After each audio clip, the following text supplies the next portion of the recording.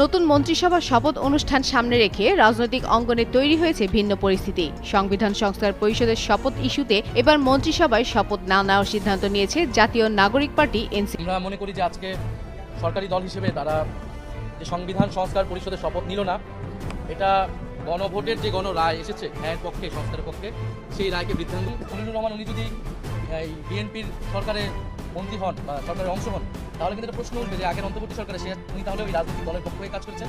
এবং নির্বাচনে যে ইঞ্জিনিয়ারিং এর কথা আমরা বলতেছি, আমরা যেটা দেখলাম যে কারচুপি হলো, ফলাফলে কারচুপি হলো এবং অনেকগুলো আসন হারিয়ে দেওয়া হলো আমাদেরকে, এবং পরিকল্পনা করে 2/3 আসন সরকারি দল নিয়ে নিল। এই সংবিধান সংস্কার যাতে না হয় জটিলতা, এটা কিন্তু পুরাটা একটা ইঞ্জিনিয়ারিং আজকে আমরা দেখতে পাচ্ছি। আজকে জাতির সামনে সেটা উন্মোচন হচ্ছে খলিলুর রহমানের সেই মন্ত্রিসভায় যোগ দেওয়ার মতো। বিএনপি কিভাবে কি ক্ষমতায় আসলো সব রহস্য ফাঁস হয়ে যাচ্ছে। পুরোটাই ডক্টর ইউনূসের মেটিকুলাস ডিজাইনের অংশ কিনা সে প্রশ্ন সামনে আসছে। আপনারা জানেন, অন্তর্বর্তীকালীন সরকারের অন্যতম প্রভাবশালী উপদেষ্টা যাকে ঘিরে সবচেয়ে বেশি আলোচনা হতো, সে ডক্টর খলিলুর রহমানকে পররাষ্ট্রমন্ত্রী বানাচ্ছেন জনাব তারেক রহমান। অনেকে বলছেন বিষয়টা ইন্টারেস্টিং না, বিষয়টা অ্যালার্মিং, ভ্যারি সিরিয়াস। এর তাৎপর্য অনেক গভীরে। দেখেন, রাজনীতির যে কত বড় ধান্দাবাজি খেলা, কতটা হচ্ছে বাটপারি খেলা। দেখেন, এই ঘটনার মধ্য দিয়ে এই নির্বাচন পুরোপুরি প্রশ্নবিদ্ধ হয়ে গেল। এর বাইরে আরেকটি এই নীল কালার যে ফর্মটা আছে, এটা সংবিধান সংস্কার পরিষদ সদস্যদের শপথ ফর্ম। আমরা কেউ সংবিধান সংস্কার পরিষদের সদস্য হিসেবে নির্বাচিত হইনি, বিধায় আমরা এখন সাংবিধানিকভাবে এই পর্যন্ত আমরা এসেছি। আমরা সংবিধান মেনে এই পর্যন্ত চলছি এবং আশা করি সামনের দিনেও চলব। সালাউদ্দিন আহমেদ বলতেছে জুলাই সনদ, এর কোনো আইনি ভিত্তি নাই, এর কোনো রাজনৈতিক ভিত্তিও নাই। দেখেন কত বড় বেয়াদব, রাজনৈতিক ভিত্তিও নাই, বরং এটা আবেগজনিত বিষয়। আবেগজনিত বিষয়, রাজনৈতিক ভিত্তি নাই। তো তুমি সালাউদ্দিন বাংলাদেশে আসলা কোথা থেকে? বাংলাদেশে নতুন করে আবারও রাজনৈতিক জটিলতা শুরু হয়ে গেছে। একদিকে বিএনপি শপথ নিয়েছে সংবিধান সংস্কার পরিষদের বাইরে গিয়ে, অর্থাৎ সংবিধান সংস্কার পরিষদের শপথ নেয়নি বিএনপি, পাশাপাশি সেই শপথ অনুষ্ঠানে যোগ দেয়নি জামাত ইসলাম এনসিপি। পরবর্তী তারা আলাদাভাবে আবার শপথ নিয়েছে। জনরায়কে উপেক্ষা করে বিএনপি সংস্কার পরিষদের সদস্য হিসেবে শপথ গ্রহণ করেনি। এই সংস্কারের মধ্য দিয়ে বিএনপি নিজেদের, এই সিদ্ধান্তের মধ্য দিয়ে বিএনপি নিজেদের সংস্কার বিরোধী অবস্থান পরিষ্কার করেছে। বিএনপির এমন সিদ্ধান্তের মাধ্যমে দেশ বিদ্যমান ফ্যাসিবাদী কাঠামো অটুট রাখার সুপ্ত বাসনার বহিঃপ্রকাশ। বাংলাদেশে নতুন সরকার গঠিত হয়েছে, তারপরেও বাংলাদেশের রাজনীতি যে কোনো সময় 360 ডিগ্রি ঘুরে যেতে পারে। সমস্ত হিসাব নিকাশ ব্যর্থ হয়ে কোনো অঘটন ঘটতে পারে। সেনাপ্রধান, যুক্তরাষ্ট্র, আরো নানান শক্তি এখানে যোগ হয়ে যেতে পারে। আসসালামু আলাইকুম দর্শক, নতুন একটা নিউজে সবাইকে স্বাগতম।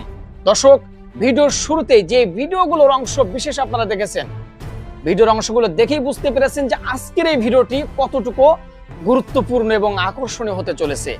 দর্শক, তাই সবাইকে বলবো ধৈর্য সহকারে আজকের এই ভিডিওগুলো দেখতে হবে আপনাদের, তাহলে সবকিছু জানতে পারবেন বা বুঝতে পারবেন। তো চলুন কথা না বাড়াই ভিডিওগুলো দেখে আসি। দাঁড়ান, যারা এখন পর্যন্ত আমাদের এই চ্যানেলটি সাবস্ক্রাইব করেন, প্রতিনিয়ত এ ধরনের গরম গরম খবরগুলো পেতে আমাদের চ্যানেলটি সাবস্ক্রাইব করে দিবেন। যারা করেছেন ধন্যবাদ। চলুন একটা লাইক দিয়ে বিস্তারিত সবগুলো ভিডিওর আলোচনাগুলো শুনে আসি। বিএনপি কিভাবে কি ক্ষমতায় আসলো সব রহস্য ফাঁস হয়ে যাচ্ছে। পুরোটাই ডক্টর ইউনূসের মেটিকুলাস ডিজাইনের অংশ কিনা সে প্রশ্ন সামনে আসছে। আপনারা জানেন, অন্তর্বর্তীকালীন সরকারের অন্যতম প্রভাবশালী উপদেষ্টা যাকে ঘিরে সবচেয়ে বেশি আলোচনা হতো, সে ডক্টর খলিলুর রহমানকে পররাষ্ট্রমন্ত্রী বানাচ্ছেন জনাব তারেক রহমান। অনেকে বলছেন বিষয়টা ইন্টারেস্টিং না, বিষয়টা অ্যালার্মিং, ভ্যারি সিরিয়াস। এর তাৎপর্য অনেক গভীরে। দেখেন, রাজনীতির যে কত বড় ধান্দাবাজি খেলা, কতটা হচ্ছে বাটপারি খেলা। দেখেন, এই ঘটনার মধ্য দিয়ে এই নির্বাচন পুরোপুরি প্রশ্নবিদ্ধ হয়ে গেল।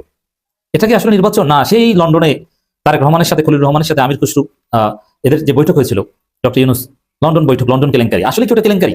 আমরা তো দেখতে পাচ্ছি, মনে হচ্ছে সেটাই। ওই লন্ডন বৈঠকের পর যা দেখছেন, এগুলো সব স্ক্রিপ্টেড। আসলে নির্বাচন এগুলো সব সাজানো পাতানো, মেটিকুলাস ডিজাইন নাকি, এই ধারণা এখন সামনে আসে। কারণ একটু সিম্পল হিসাব মিলান, এই উপদেষ্টা পরিষদে আসিফ মাহমুদ অমুক তমুক থাকতে পারবে না। মনে আছে বিএনপির শর্ত, অবশ্যই এই ছাত্র উপদেষ্টাদের নির্বাচন আগে পদত্যাগ করতে হবে। মির্জা ফখরুলের বক্তব্য, বিএনপির আনুষ্ঠানিক বক্তব্য। শেষ পর্যন্ত ছাত্র উপদেষ্টাদের পদত্যাগে বাধ্য করা হয়েছে। কেন? এই ছাত্র উপদেষ্টাদের সাথে এনসিপির কানেকশন আছে। শেষ পর্যন্ত দেখা গেল ছাত্র উপদেষ্টা থেকেই পদত্যাগ করতে বাধ্য হয়েছে। কিন্তু আজকে বিএনপির মন্ত্রী উপদেষ্টা হিসেবে ছিলেন। আচ্ছা, আসিফ মাহমুদ সজীব বা এই মাহফুজ আলম, এরা উপদেষ্টা পরিষদে থাকলে নির্বাচন প্রশ্নবিদ্ধ হওয়ার সম্ভাবনা ছিল। তাহলে এখন বিএনপির মন্ত্রী উপদেষ্টা পরিষদ ছিল, এই নির্বাচনটি প্রশ্নবিদ্ধ না?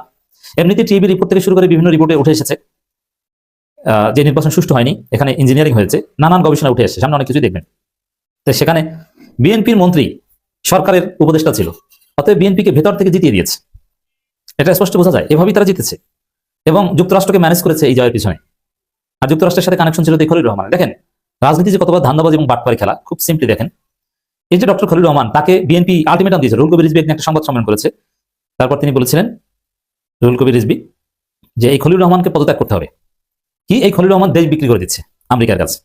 মির্জা আব্বাস মনে আছে, এই খলিলুর রহমান নাকি কি করছেন, দেশ বিক্রি করে দিচ্ছেন, মানবিক করিডোর দিচ্ছেন, অমুক তমুক মানবিক করিডোর, বন্দর দিয়ে দিচ্ছেন, সবকিছু নিয়ে পথে খলিলুর রহমান। জাতীয়তাবাদী শ্রমিক দলের লোকজন এটা নিয়ে তোলপাড় তৈরি করে দিল। সেই দেশ বিক্রিকারী খলিলুর রহমান, কথিত দেশ বিক্রিকারী খলিলুর রহমান এখন বিএনপির পররাষ্ট্রমন্ত্রী, অন্য কোনো মন্ত্রী না, পররাষ্ট্রমন্ত্রী। মানে বিএনপি খলিলুর রহমানের বিরুদ্ধে যে অভিযোগগুলো করলো, ওই জায়গায় এখন বিএনপি ওই পথে হেঁটেছে। সেই খলিলুর রহমানকে অন্য মন্ত্রী না, পররাষ্ট্রমন্ত্রী বানালো।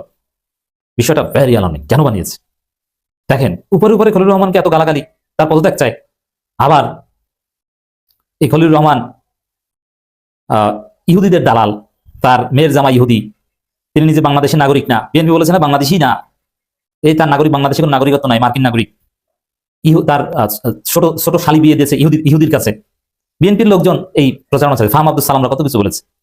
সেই খলিলুর রহমান এখন বিএনপির পররাষ্ট্রমন্ত্রী। আপনি চিন্তা করেন, এটা কি স্বাভাবিক? এটা কি হওয়ার কথা? আর তাহলে কি নির্বাচন সুষ্ঠু হয়েছে? আর এটাকে হঠাৎ রাতারাতি তারেক রহমানের উপর ওহি এসেছে যে জানা তারেক, তোমার উপর ওহি এসেছে, তুমি খলিলুর রহমানকে পররাষ্ট্রমন্ত্রী বানাও না। পররাষ্ট্রমন্ত্রীর মতো একটা সেন্সিটিভ পোস্ট হঠাৎ করে দেওয়ার কথা না, এটা দীর্ঘমেয়াদী পরিকল্পনার অংশ। তাহলে কি দাঁড়ালো? ওই যে বিএনপি যখন তার পদত্যাগ চাইতো, গালাগালি করতো, তাকে ইহুদিদের দালাল বলতো, মার্কিন নাগরিক বলতো, তখনই যোগাযোগ ছিল খলিলুর রহমানের সাথে এবং সব প্ল্যান পরিকল্পনা তখনই করা হয়েছিল, যাতে খলিলুর রহমানের মাধ্যমেই যুক্তরাষ্ট্রকে ম্যানেজ করা থেকে শুরু করে নানান মেকানিজম বিএনপি করেছে। আর উপরে গালিগালাজ করেছে যাতে মানুষ বুঝতে না পারে, যাতে মানুষ বিএনপি ইউনুস শত্রুতা আছে এটা জানে, বুঝে, যাতে নির্বাচন সুষ্ঠু হবে না, জামাত এনসিপিকে বোকা বানানো হয়েছে। আমি যেগুলো বলছি এগুলো সব পারসেপশন, একটা স্কুল। এটি যে একদম চূড়ান্ত তা না, কারণ আপনি মিলান এটা কেন, এটা কিভাবে কি ঘটেছে, কোন হিসাবে এই খলিলুর রহমান আজকে পররাষ্ট্রমন্ত্রী হয়। এবং সেই নির্বাচনকে আসলে প্রশ্নবিদ্ধ থাকে না, ডেফিনেটলি প্রশ্নবিদ্ধ নির্বাচন। আর খলিলুর রহমানকে আমেরিকার দালাল বলা হতো। এখানে অবশ্য এই খলিলুর রহমানকে পররাষ্ট্রমন্ত্রী বানানোর মধ্য দিয়ে বিএনপি সরকারের ফরেন পলিসি স্পষ্ট, তিনি কি করতে যাচ্ছেন, বিএনপি সরকার কোন দিকে যাবে, এগুলো অনেকটা ক্লিয়ার হয়ে যাচ্ছে। যেটাও অশনি সংকেত যে বিএনপি আন্তর্জাতিক অনেক কনফ্লিক্ট বাংলাদেশের মধ্যে ঢুকে পড়েছে।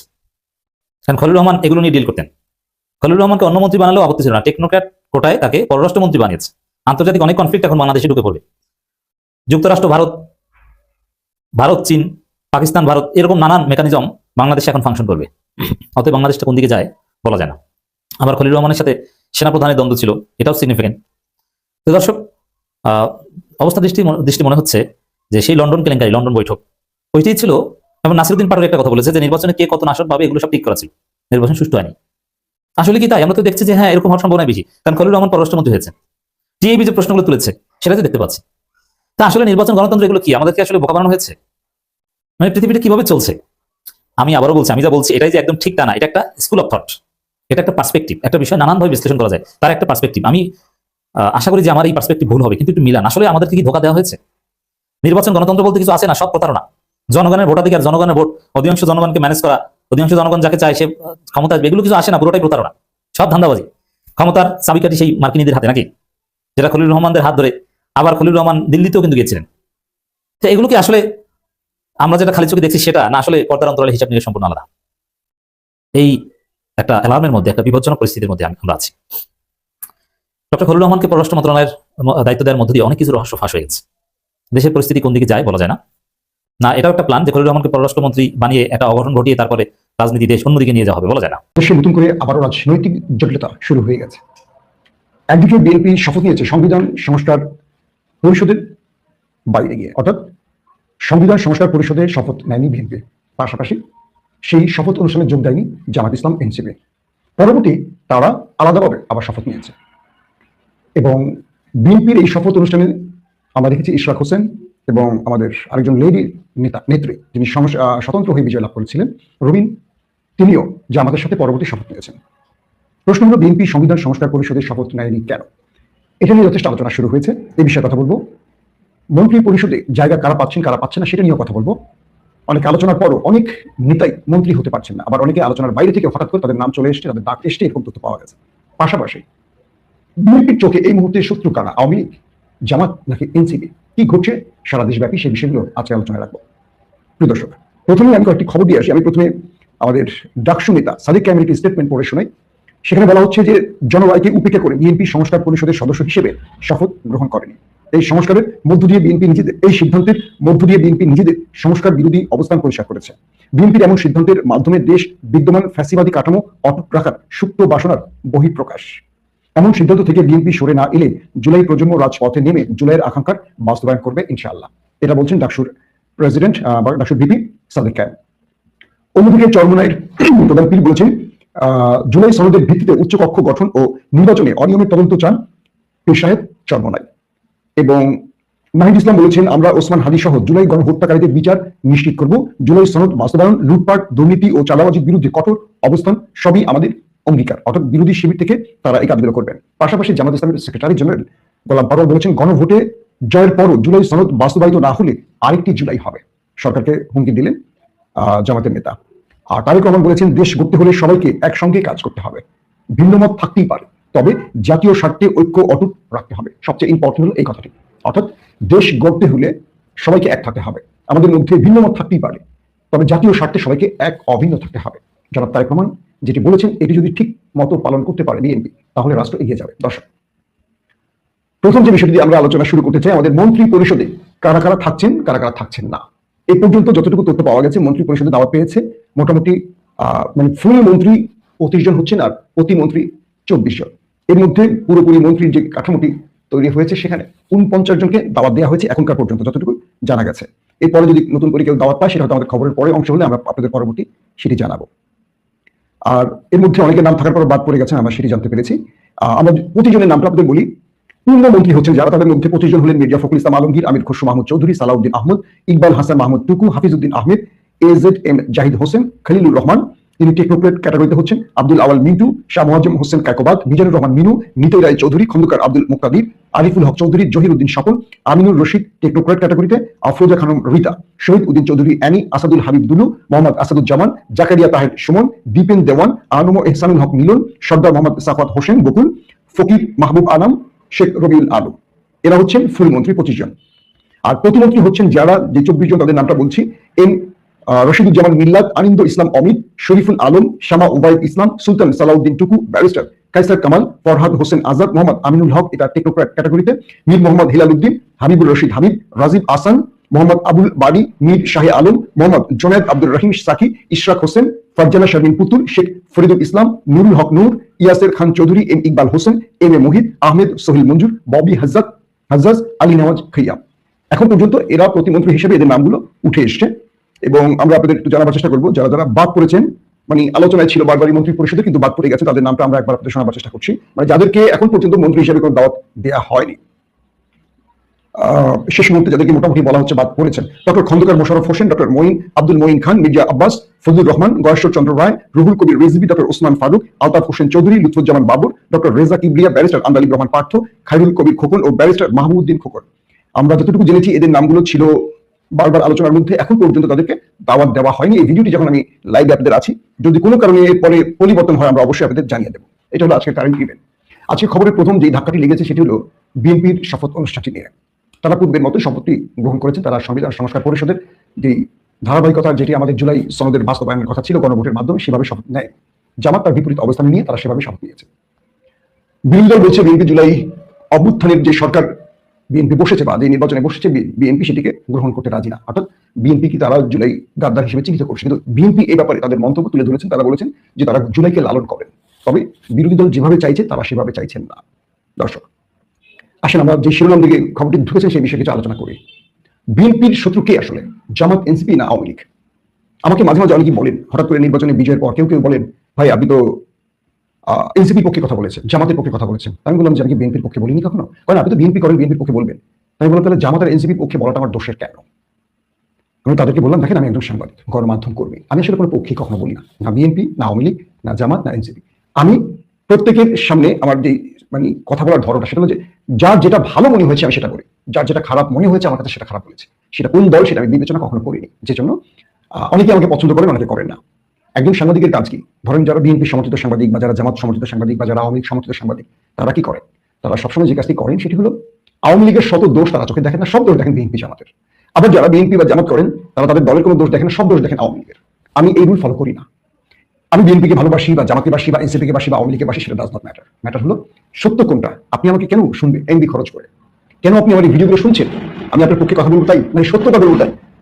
অর্থাৎ আমি আপনাকে সত্যটা বলবো বলি আপনি এমবি খরচ করে আমার কথা শুনছেন। একটা মিনিট। সো আমার বক্তব্যটা হলো যে যখন আমার কাছে যেটা অসঙ্গতির মনে হয় সেটাকে আমি প্রকাশ করি। এখন ধরেন যে এনসিপি জামাত বিএনপি একাত্তা হয়ে ফ্যাসিস্ট স্বৈরাচারদের দেশ থেকে তাড়িয়েছে, একটা নতুন নির্বাচনের মাধ্যমে নতুন সরকার গঠন করেছে, সেই সরকারে বসে যদি বিএনপি মনে করে তাদের শত্রু জামাত এনসিপি, তাহলে আমি মনে করব যে এটি বিএনপির একটি ভুল সিদ্ধান্ত হবে। শুধু ভুল সিদ্ধান্ত হবে না, এটিকে আওয়ামী লীগের দিকে যাত্রা করার দিকে নিয়ে যাবে, অর্থাৎ আওয়ামী লীগের অনুশাসনে বা শাসন ব্যবস্থার দিকে নিয়ে যাবে। এক নম্বর কথা। দুই নম্বর কথা হলো, বেগম জিয়া তার জীবদ্দশায় একটি কথা বলেছেন যে আওয়ামী লীগ এদেশের জনগণের দল নয়, এটি একটি মাফিয়াতান্ত্রিক, একটি স্বৈরতান্ত্রিক দল, এবং একই বক্তব্য জনাব তারেক রহমান একাধিকবার দিয়েছেন। তো ইদানিং দেখতে পাচ্ছি যে বিভিন্ন জায়গায় আওয়ামী লীগের অফিস খুলে দেওয়ার একটা প্রবণতা শুরু হয়েছে। বিভিন্ন জায়গায় আমরা দেখছি যে কি বলবো, আওয়ামী লীগ মিছিল শুরু করেছে। হাসিনা পালিয়ে যাওয়ার পর যারা দেশ ছেড়েছেন, আমাদের অনেক গণমাধ্যম কর্মী, এর মধ্যে মিথিলা ফারজানা, তিনি গতকালকে আমি শুনেছি, আমার একটি সোর্স জানিয়েছে যে তিনি কানাডা থেকে দেশে ফিরে এসেছেন এবং অনেকে দেশে ফিরতে শুরু করেছেন। ফিরবেন, প্রত্যেকেরই দেশ, তারা দেশের নাগরিক, অবশ্যই তারা ফিরবেন। এই প্রবণতাটাকে আমরা কি বলবো? বিএনপি বিজয়ের পর বিএনপি কর্মীরা যদি মনে করেন যে আমার তাদের শত্রু, এনসিপি তাদের শত্রু, আবার এনসিপি জামাত যদি মনে করেন যে আওয়ামী লীগ তাদের শত্রু বিএনপি, তাহলে আমি মনে করবো জুলাই অভ্যুত্থান আমাদের ব্যর্থ হয়েছে, জুলাই চেতনার বিরোধী হয়ে গেছি আমরা। এই রাষ্ট্রকে এগিয়ে নেওয়ার জন্য জামাত বিএনপি এনসিপি কে এক থাকতে হবে, যেটা জনাব তারেক রহমান বলেছেন। এই দেশের স্বার্থে প্রত্যেকের ঐক্য অটুট থাকতে হবে, এবং তারেক রহমান যেহেতু প্রধানমন্ত্রী হয়েছেন, এই অটুট তাকিয়ে রাখতে হবে এবং তাকে বাকিদের সমর্থন দিতে হবে। অনেকেই প্রশ্ন করেন, এত খারাপ লাগে, আজকে যদি এনসিপি বা এই বৈষম্য বিরোধী এই গোষ্ঠীটা আন্দোলন না শুরু করতো, তাহলে হাসিনা আগামী 500 বছর ক্ষমতা থাকতো। 500 বছর শব্দটাকে আমি উদাহরণ হিসেবে বললাম। হাসিনার বিদায় আমরা কি কল্পনা করেছিলাম? এতগুলো মানুষ জীবন দিয়েছে কি বিএনপি জামাতের আন্দোলনে? অবশ্যই না। দিয়েছিল বৈষম্য বিরোধী ছাত্রদের দাবি পরিপ্রেক্ষিতে। হ্যাঁ, এই আন্দোলন বাস্তবায়ন করেছে, সফল করেছে বিএনপি জামাত একসাথে, এটা সত্য কথা। কিন্তু বিএনপি জামাত একসাথে যতগুলো আন্দোলন করেছে, কখন কি হাসিনার পতন ঘটাবার এতটুকু কি বলবো সুযোগ তৈরি করতে পেরেছে? পারেনি। কিন্তু আজকে এই ছেলেগুলোকে বিভিন্ন জায়গায় মারধর করা হচ্ছে, এটা খুব নির্লজ্জ একটি কাজ, খুব গর্হিত একটি কাজ। আপনার দল ক্ষমতায়, আপনি একাই লুটপাট করে খাবেন, এটা দেশটা সবার, তাই না? একটা সময় আওয়ামী লীগ মনে করেছে তারা ক্ষমতা, দেশের মালিক, তারা যা খুশি করেছে। এখন অনেকে সেটা করতে চাইছেন। বিএনপিটাকে তারা ধ্বংস করছে। আমির খসরু ভাই একটি কথা বলছেন, দুর্দান্ত কথা। তিনি বলছেন, আমরা প্রয়োজনে আরো 50,000 বিএনপি নেতাকে কর্মীকে গ্রেফতার করবো যারা চাঁদাবাজি করবে, কোনো অন্যায় অভিযোগ করবে। তারেক রহমানের পক্ষ থেকে স্টেট জানিয়ে দেওয়া হয়েছে, সারা দেশে বিএনপি সমর্থন কোনো গোষ্ঠী কোনো অন্যায়ের সাথে জড়িত হলে তাদের বিরুদ্ধে কঠোর ব্যবস্থা তিনি নেবেন, আর ছাড় দেবেন না। নির্বাচনের আগে তিনি পাগল হয়ে গেছেন এদেরকে সামাল দিতে গিয়ে, হাজার হাজার, প্রায় 7-8 হাজার বহিষ্কার করেছেন। কিন্তু এখন তিনি আর কাউকে ছাড় দেবেন না, কারণ রাজনৈতিকভাবে দল ক্ষমতা চলে এসছে। এখন এই নেতা কর্মীদের মধ্যে যদি এরকম খাই ভাব থাকে, সন্ত্রাসী ভাব থাকে, দখলদারিত্বের ভাব থাকে, এটা দলকে আওয়ামী লীগ বানিয়ে ফেলবে, এটা তারেক রহমান বলছেন। কিন্তু এটা হতে দেবেন না তিনি। যারা আমি অনেকে দেখি তারা আওয়ামী লীগ বিএনপি গলায় ধরে হাঁটেন, জামাত আর এনসিপিকে শত্রু মনে করেন। এটা অনেক জায়গায় আমি দেখতে পাচ্ছি। অনেকে বলে, আপনি তো এনসিপির পক্ষে বলেছেন, জামাতের পক্ষে কেন ভাই? বিএনপি জামাত 1.5টা যুগ তারা একসঙ্গে ছিল না, একসাথে লড়াই করেনি? হঠাৎ করে দেশ আওয়ামী মুক্ত হওয়ার পর সব শত্রু হয়ে যাবে, এটাই স্বাভাবিক প্রক্রিয়া। এটা কি হওয়া উচিত? আপনি দর্শক শ্রোতা, আশা করি সবগুলো ভিডিও দেখেছেন এবং সকল বিশ্লেষকদের বিশ্লেষণগুলো মনোযোগ সহকারে শুনেছেন। প্রত্যেকটি বিশ্লেষকদের বিশ্লেষণ শোনার পরে আপনারা কি জানলেন, বুঝলেন? আপনাদের মূল্যবান মতামতটা ভিডিওর কমেন্ট বক্সে জানিয়ে দিন। আর হ্যাঁ, পারলে ভিডিওটি শেয়ার করুন। যারা এখন পর্যন্ত আমাদের এই চ্যানেলটি সাবস্ক্রাইব করেনি, প্রতিনিয়ত এই ধরনের গরম গরম খবরগুলো পেতে আমাদের এই চ্যানেলটি সাবস্ক্রাইব করে আমাদের সাথে থাকুন। ইতিমধ্যে যারা অলরেডি সাবস্ক্রাইব করে দিয়েছেন, সবাইকে অসংখ্য ধন্যবাদ জানিয়ে ভিডিওটি এখানে শেষ করছি। ভালো থাকবেন সবাই, আল্লাহ হাফেজ।